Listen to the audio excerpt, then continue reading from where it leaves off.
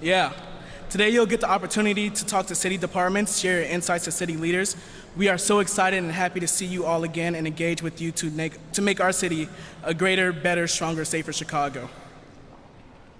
As we have so much on our agenda today, I would love to introduce the greatest frickin' budget director in the city of Chicago, Anita Guzman.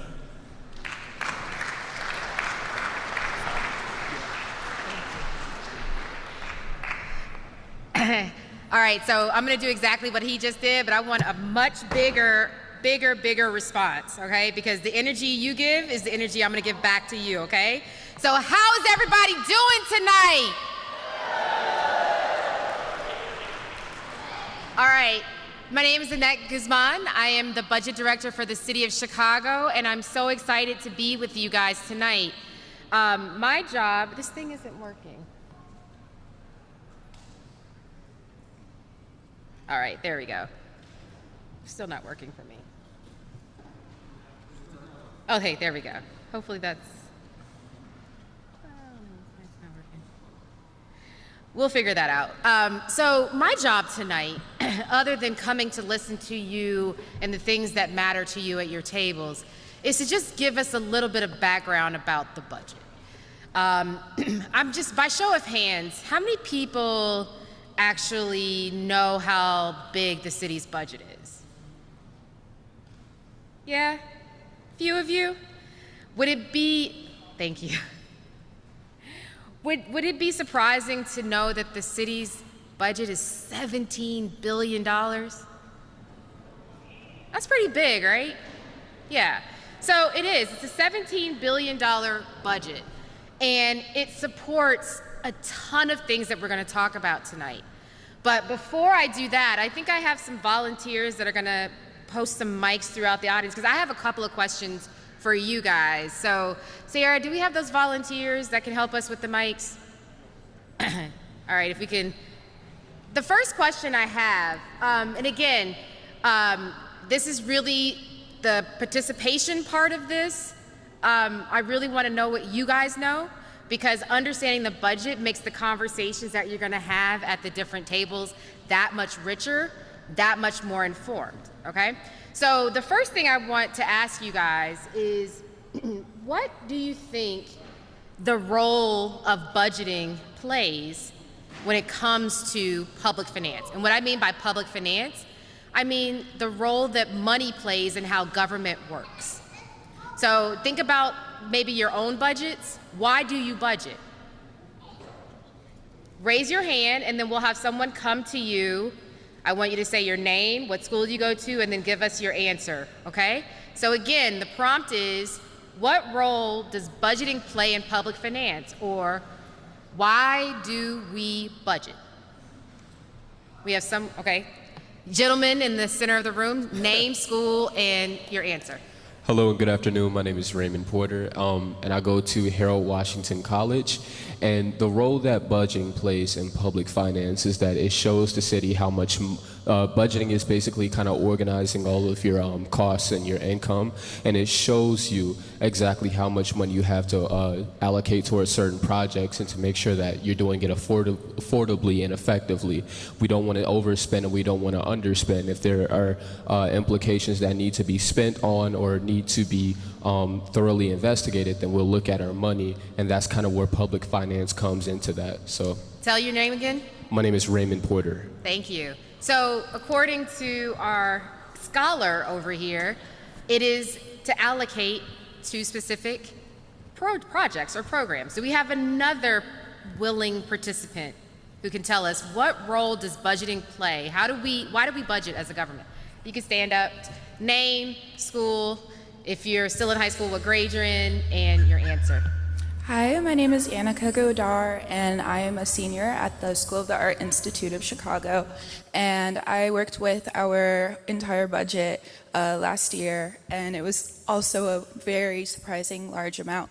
But we found that really the importance of budgeting is making sure that each group, each organization, each activity is getting an equitable amount of support, and that we're not letting other factors or systemic things interfere with how different groups are being supported and the different opportunities that they have at their own schools or in public presence.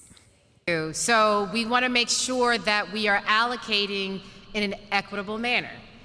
Let's get 2 more really brave volunteers to tell us, what role does budgeting play? How do we use money? Why do we budget? Okay, my name is Keon Hederinson, also here at Washington College, gotta represent.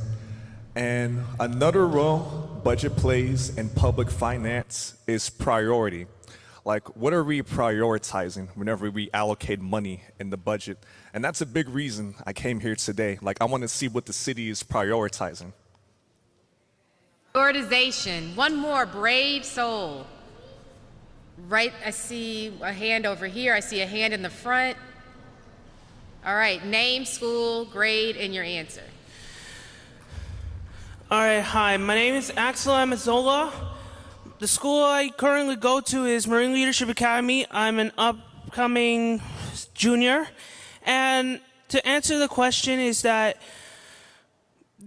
we have to know the importance of budgeting, of how it's being used around the city and how it is used on a daily basis around every single part of the city.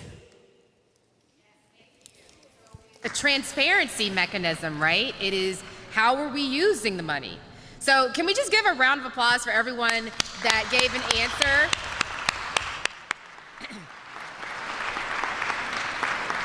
It's not easy to stand up in a room full of your peers and give an answer. So I want to thank all of you who did that today.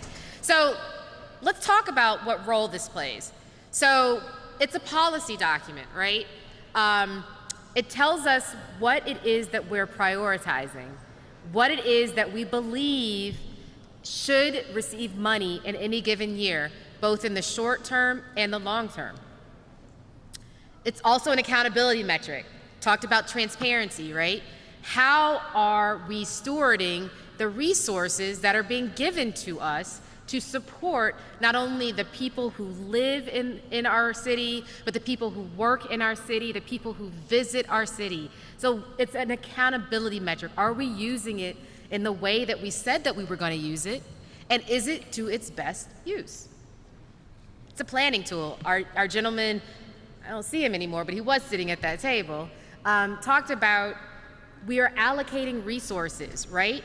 And when it comes to budgets, we are planning both in the short term, so 1 to 2 years, as well as over a very long period of time, over several years, right? We not only are doing an annual budget, but we have grant budgeting, which supports programs over 3 to 5 to 7 to 10 years. We have capital budgets that are supporting projects that can span 20 years, right? So it is a planning tool.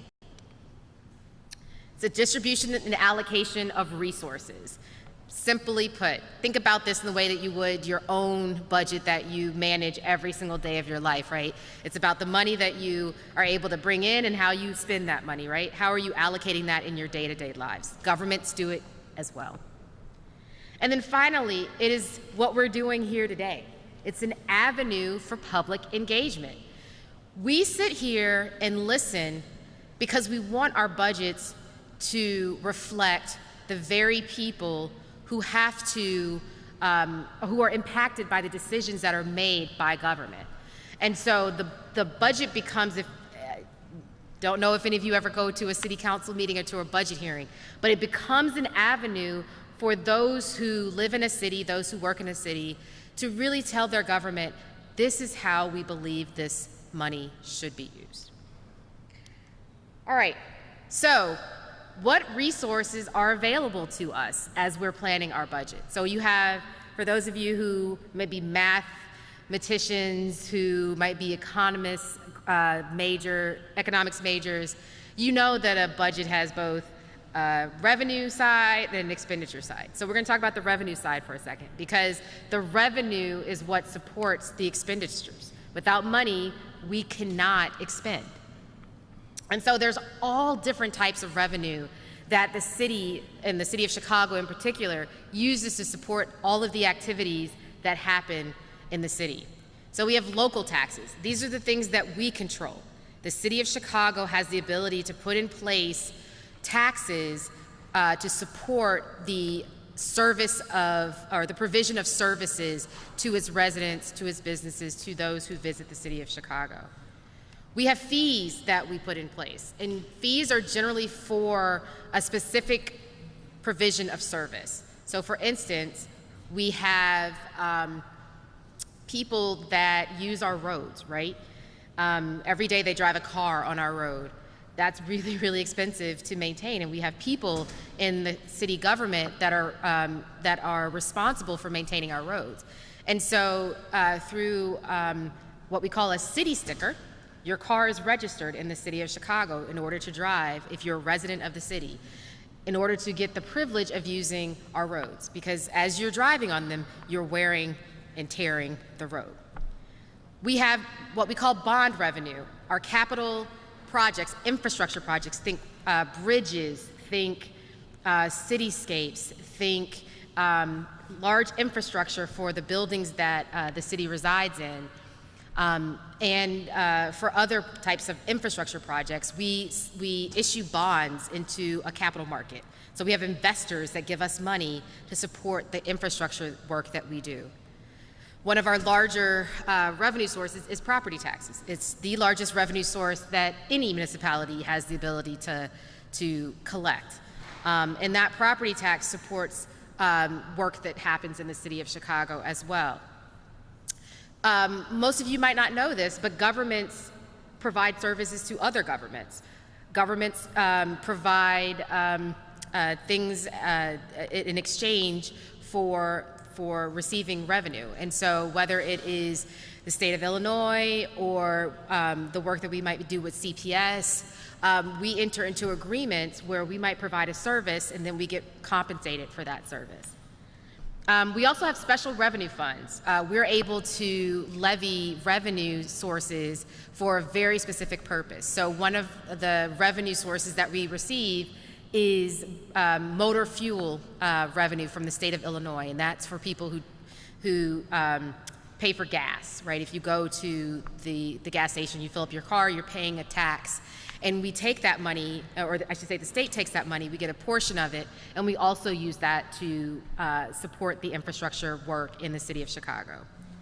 We also have enterprise funds. I don't know if we have any of our infrastructure commissioners in the room, but the city has 4 enterprise funds. And the reason we call them enterprise funds is because they act like businesses.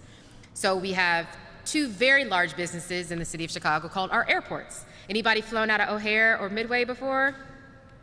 Yes.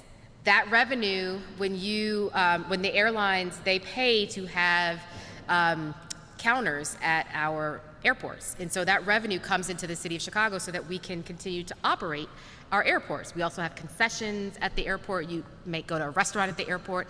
That's all revenue that the city receives in order to make sure that we continue to have world-class airports. And did anybody know that we actually became I think this month, the most traveled airport in the country?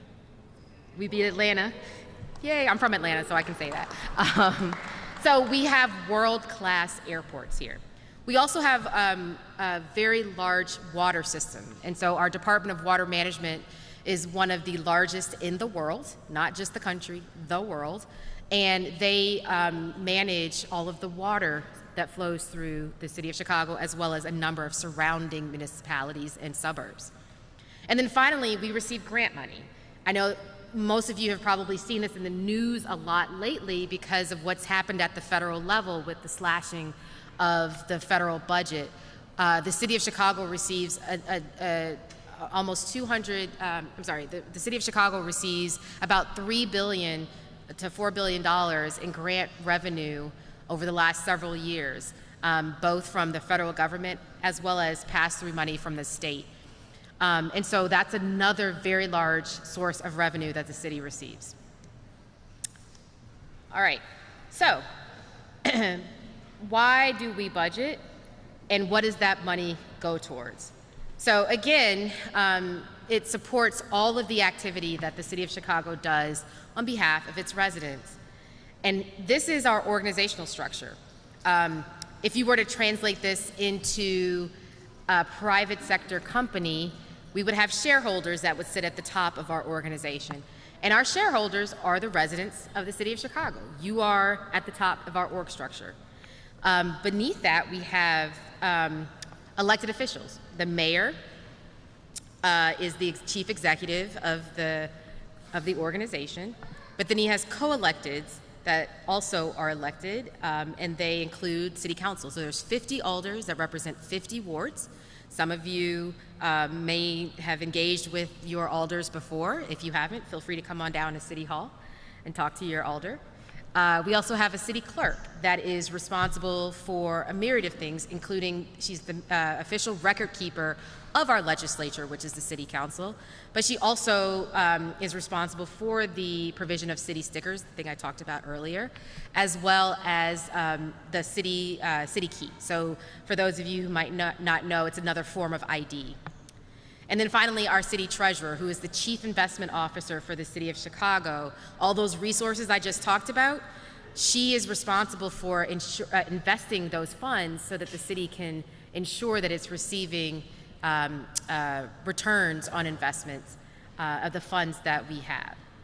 And underneath all of those elected officials are all of the departments and agencies that provide services to the city of Chicago in the areas of regulatory. So we regulate certain activity that happens in the city of Chicago to make sure that we aren't abusing consumers, that businesses are in compliance with city ordinances. We have city development department, so think about Department of Planning and Development, the Department of Housing that's really responsible for ensuring that development is happening in the city of Chicago. Biggest area of our budget is public safety. So, fire department, our police department, our emergency management department, and all of the agencies that oversee our public safety offices. Infrastructure, you've heard me say that a number of times, whether it's plowing the streets when it snows with our Department of Streets and Sanitation, or it's our Department of Transportation that's responsible for making sure our roads are resurfaced, that our street lights are working, or our traffic lights are working. Those are the infrastructure type departments. Community services, which is probably something very near and dear to a number of you, the very space that we're sitting in, our public libraries, right? That is one example of our community services that is provided by the city. Finance and administration, which is the area I sit in, we're a support service to all of our departments to make sure that they're being able to operate appropriately. And then finally, legislation and elections. So we have sort of an independent body that runs all of the elections in the city of Chicago. All right, so I told you what our budget supports. We also have a number of sister agencies. So when we talk about our budget, while we may provide money to support sister agencies through those intergovernmental agreements that I talked about, when we sit down in October and November to talk through and negotiate the budget with City Council, it's not the budget of these agencies. Chicago Public Schools, Park District, Chicago Transit Authority, Chicago Housing Authority, City Colleges of Chicago, they all have their own governing boards that are responsible for the oversight and appropriation of the budgets of those agencies. So you might go to a city council meeting and say, well, why aren't we talking about CPS's budget? Because city council is not the elected body that represents CPS. You might go to a city colleges meeting and you're wondering, why aren't we talking, or you might go to a city council meeting and asking, why aren't we talking about the city college's budget? Because again, they have their own board of directors that are responsible for their budget. So while you might find aspects of these agencies in our budget because we give them money or we provide them services, that isn't what our budget process is focused on. All right, what do we do when we budget? So, two things. First, it's not working again. Can you press forward? Oh, there we go. So the first thing we do is we have to develop a budget, and then we have to balance the budget. So if anybody doesn't get this cultural reference, you should watch The Cosby Show. One of my favorite episodes is when they play Monopoly, and it's all about how are you using money that you receive every single day to basically go about your daily life. So I think about our budget in the same way that I think about sometimes my household budget. So after we develop and balance the budget, we then have to monitor our revenues and expenditures so that we stay within our budget. I think the gentleman earlier said we can't go over our budget. We have to make sure that the resources we have supports the expenditures that we plan on incurring. So where are we today? We are here. We are at the stage where we're developing our budget. That's why we're here to listen and talk to you to see what your priorities are. All right, so I have one more thing that I want to ask this audience. So what do you do in this situation? So I have the same budget, but year over year.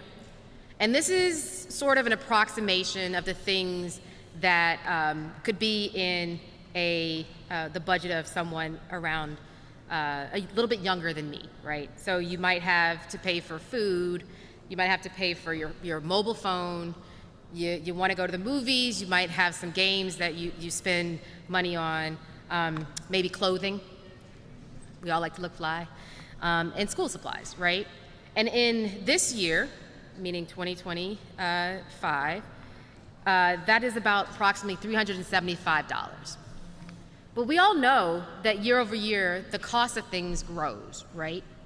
And while you might have $375 today, and you might have $375 tomorrow, the cost of the things that you want to spend money on could be more expensive next year. And so in this example, they got 3.5 more expensive because of inflation. So the cost of goods increases every single year. So what do you do when the things that you regularly pay for get more expensive, but the money that you have available to you is exactly the same? So I'm gonna ask a couple people, what do you do? Volunteers. We have one person right here in the black shirt. Black shirt. So again, name, school, and your answer. Yeah, right here. My name is Jesse Cisneros. I'm currently an incoming freshman at UNC. And to answer your question, I feel like if you're making the same amount of money, but things are getting more expensive, I feel like you have to maybe make a few cuts and try to see like what's more important than other things. So I feel like it's a really hard decision to make to try to narrow down the most important things and see what you really need and find the difference between things that you need and things that you want. And things that you want, honestly, they're not as important as the things you might need. Perfect. So that's one answer. Do we have a gentleman up front who has his hand up? Remember, name, school, and then your answer.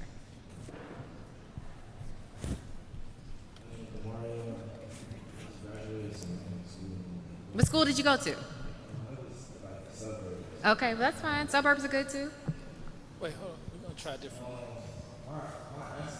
Short and brief is basically like, it's like just hustle harder for real. Like, just Hustle hard? Okay. Yeah, just like you just gotta find more skills with yourself because nowadays, like with the new generation, like it's so many outlets for us to make money. So if you can't find it, I feel like you're not trying hard enough. Cause like I feel like you can vouch, like from your era to now, is way more options out here for us, positively, and to put us in a room like this every day to make some change into your life, either college or by working hard, like HVAC or something like that. Like, I just feel like you can get it a different way. So your answer is go get more money.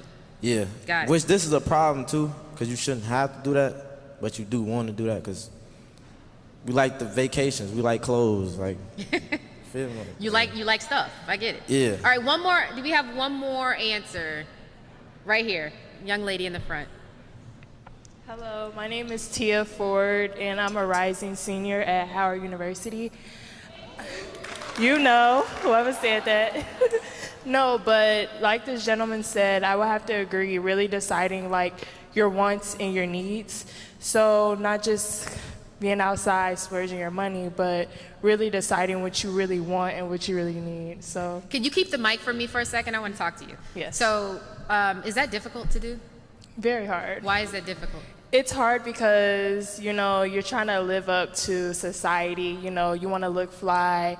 You want to have all the new things, especially seeing social media, like the influencers. You want to live up to the influencers. So it's really hard to decide what you really want and what you really need, especially in college.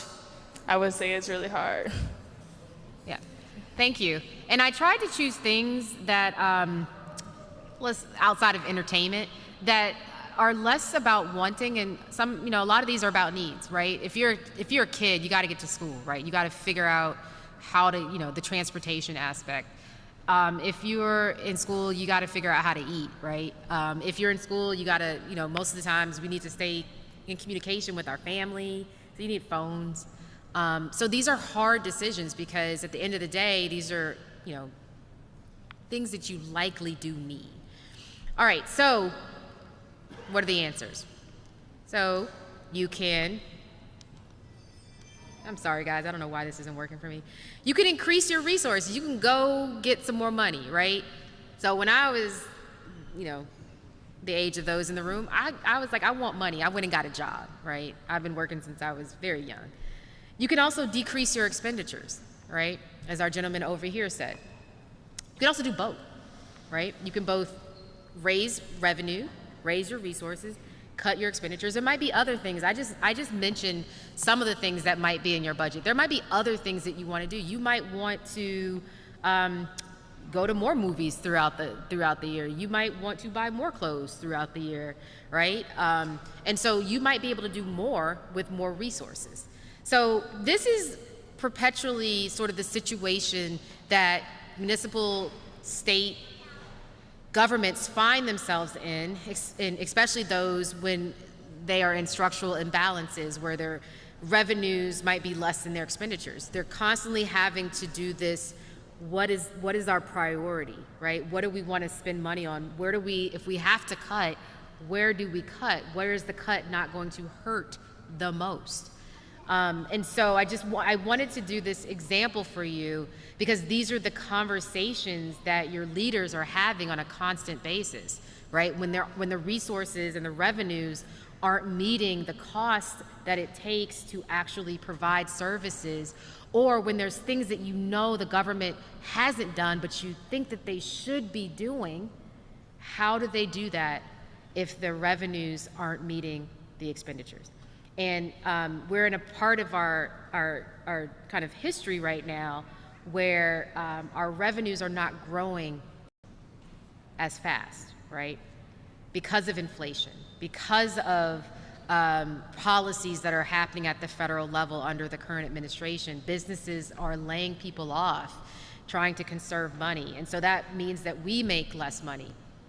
And so I just wanted to just give you an example of the kind of the discussions that are happening around the budget. So finally, the budget calendar, where are we so far this year? So we are in July. So we literally have not opened up the budget to hear from departments yet because we wanted to make sure that we got them in front of you first. We wanted them to hear from you, hear what's important for you as it relates to the city budget. And then, starting next week, they will begin to be able to put in their requests for the priorities in the budget. Once we get through that phase, we work with our departments. We try to figure out where's our revenue coming in, where are our expenditures coming in, and we try to work it so that those priorities are reflective of the things that we've heard in these meetings. We had 3 of these earlier at the end of last month. We want to make sure that our budgets are reflecting the things that we're hearing from our communities. So once we do that, we work really, really hard to balance the budget, and the mayor presents his budget in mid-October. And then the departments have the amazing fortune of going before City Council to explain those priorities, explain why they are asking for funding for certain things. And City Council is able to then either, say, yep, we agree, or be able to make adjustments based on what they think the priorities are. And once that all happens, they vote on and appropriate a budget for the next year, which goes into effect in January 1 of the next year. And so we are required by state law to pass a budget no later than the end of December. And so that's why every year, there's these intense conversations that are happening about what we should be prioritizing. And so with that, I'm going to hand it back to our fearful leader on the Youth Commission to introduce the mayor. Thank you, everybody, for your time.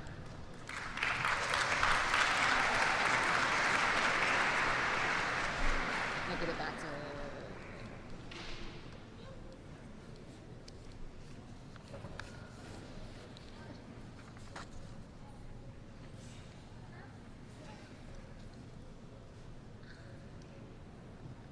Okay. you can push it back. All right.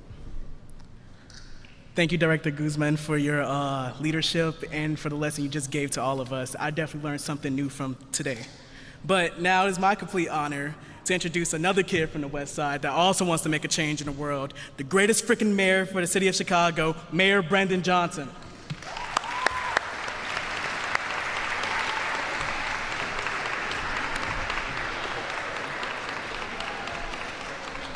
Well, good evening, everyone. Thank you, Jonathan. If you all could just do me a favor, just one more time, put your hands together for Jonathan. Thank you for your leadership. It's really great to see so many of you out this evening. I do want to thank a few people just really quick. I want to thank our budget director, Annette Guzman, of course, our chief of community engagement, Sarah Mathers, the mayor's youth commission, all the commissioners, first deputies, and the staff that are here today. I'm glad that DJ Hot Rod has been able to join us again another year. Yeah, y'all going to give it up for DJ Hot Rod. And of course, this incredible historic building named after the first black mayor, the city of Chicago, Harold Washington Library, for having us tonight. Listen, you all are the most important reason why I'm here tonight. I want to thank all of you as young people for taking the time and the effort to be here today to have these important discussions about the city's budget and, quite frankly, your future. All of you are playing an important role by telling us your ideas and stories, by telling us about your experiences and the challenges of living in Chicago. Your feedback is critical to creating a budget that truly reflects the people of Chicago, including you all as young people. This is your opportunity to tell us exactly what you think and what the city should do to make sure that the people of our respective neighborhoods are fully supported.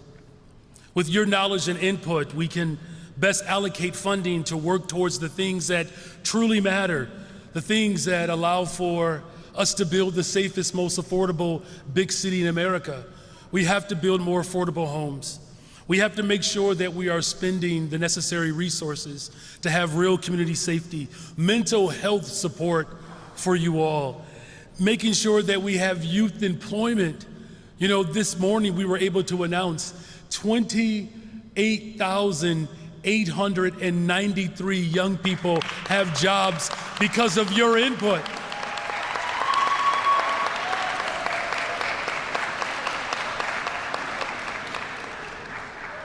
You all are leading the way for environmental justice and neighborhood development as a whole.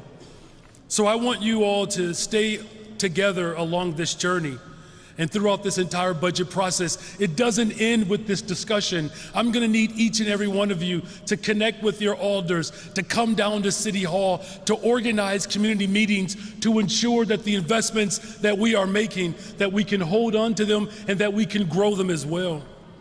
So today's discussion, I want you to think deeply about the challenges that you face.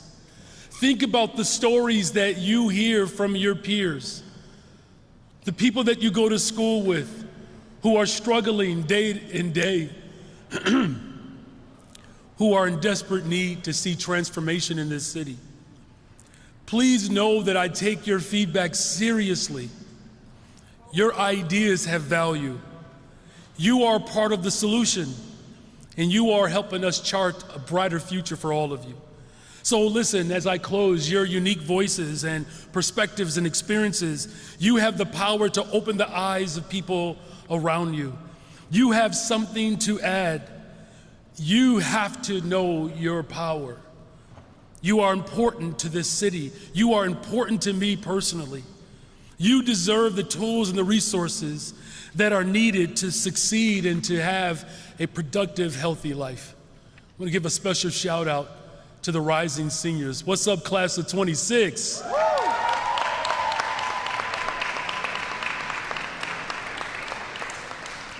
You are the leaders of today. Congratulations to the class of 2025.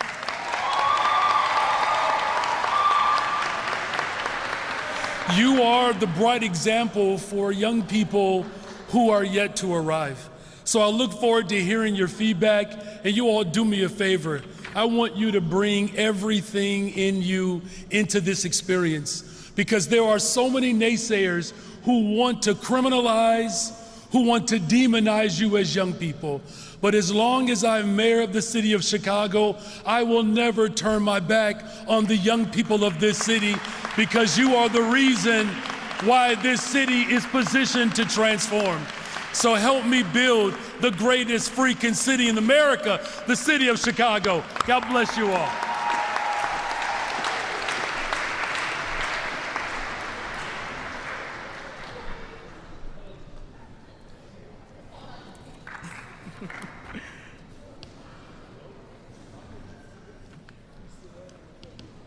All right, thank you, Mayor Brendan Johnson, for your speech. Yes, congratulations to the class of 2025 again, and class of 2026, we're rising. It's our year finally. Yes. I'm sorry, y'all, I'm looking for the right slide. Yeah. Okay. We are now about to begin our roundtable discussions. This will be happening with topics that are on the screen. We're going to be doing 3 sessions. Each of it, which will be 15 minutes of discussion. Once each round ends, feel free to move to a different table in a new subject area, or stay at the same table to continue your engaging discussion. All right. Oh, okay. Yeah.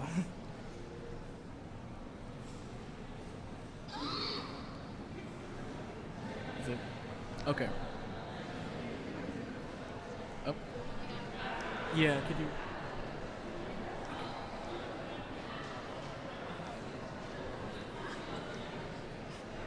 All right.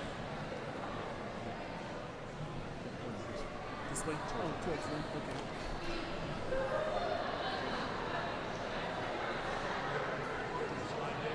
Yeah. All right. Is that it? We're supposed to be like a 15. Okay. All right.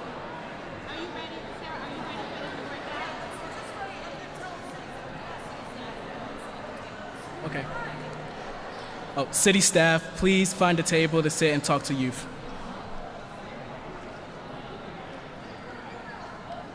Okay.